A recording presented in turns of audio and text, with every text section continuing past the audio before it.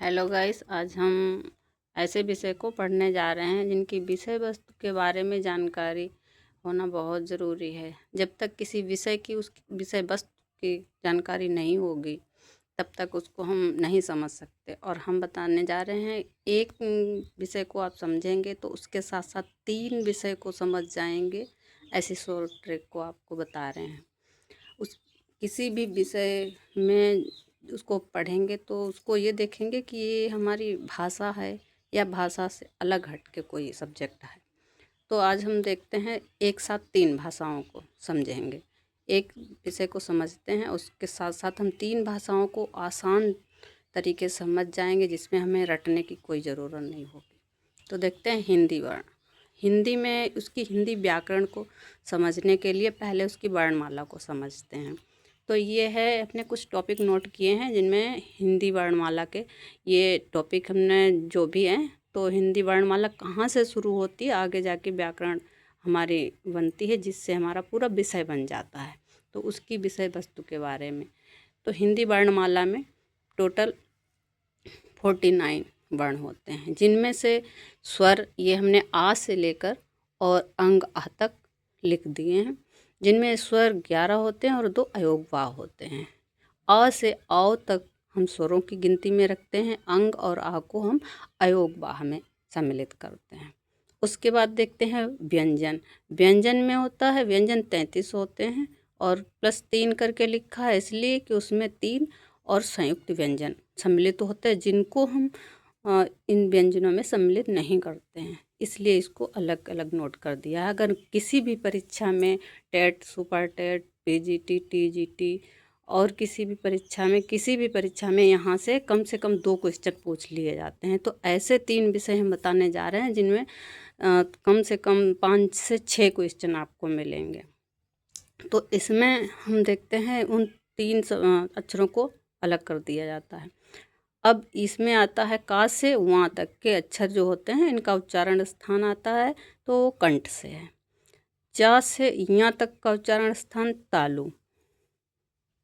टा से अड़ा तक का जो उच्चारण स्थान होता है वो मूर्धा होता है। इनको इस तरीके से हम उच्चारण स्थान बता रहे हैं कि जुबां के स्पर्श से, जुबां जहाँ भी स्पर्श करती है, यानी जीभ हमारी जहाँ भी स्पर्श करती है, उसके स्पर्श से जो अक्षर उत्पन्न होता है उसको उसी जगह से बोल देते हैं। ता से ना तक के जो अक्षर हैं उनका उच्चारण स्थान दंत है, यानी ता से जो भी ना तक जो भी अक्षर हम बोलेंगे तो हमारी जीभ जो है वो दांत को स्पर्श करके ही इस अक्षर को उत्पन्न कर पाएगी, इसलिए उसके उत्पत्ति स्थान को हम दंत बोल देते हैं। तो इन अक्षरों को दंत से बोलते हैं। इसी प्रकार पा से माँ तक होता है।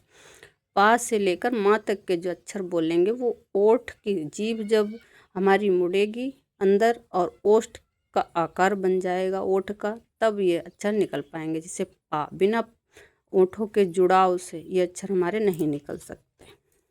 या, रा, ला, वा, इनमें या और वा जो होता है ये अर्ध स्वर में आते हैं, क्योंकि या है जो ई और या को मिलके या बनता है। वा जो होता है छोटू ऊ और वा, जब 2 अक्षर मिलते हैं तब ये बनता है। रा जो होता है वो लुंठित होता है, ला होता है, रा जो होता है लुंठित और रा पार्श्विक होता है। स, श, हा को हम ऊष्म व्यंजन बोलते हैं।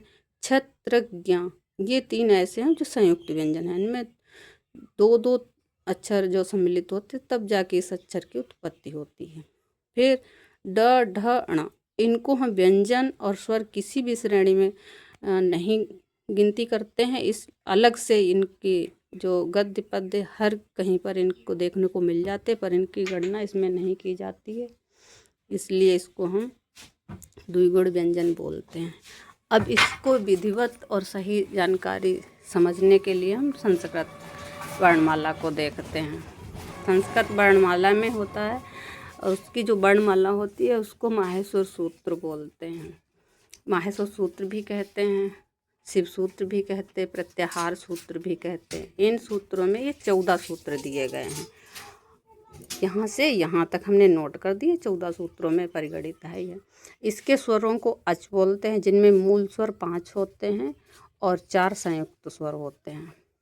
और इन महासो सूत्रों के अंत में जो अक्षर बना हुआ है इसमें हलंत युक्त अक्षर होता है। सब में देखिए हलंत युक्त अक्षर है। उस हलंत को इति संज्ञक वर्ण भी कहते हैं। इसलिए इनमें 14 इति संज्ञक वर्ण हैं। जो इनको काउंट करते हैं उनमें इति संज्ञक वर्ण ये हटा लिया जाता है। इनको हम इस तरीके से, इस व्याकरण को इस तरीके से समझते हैं।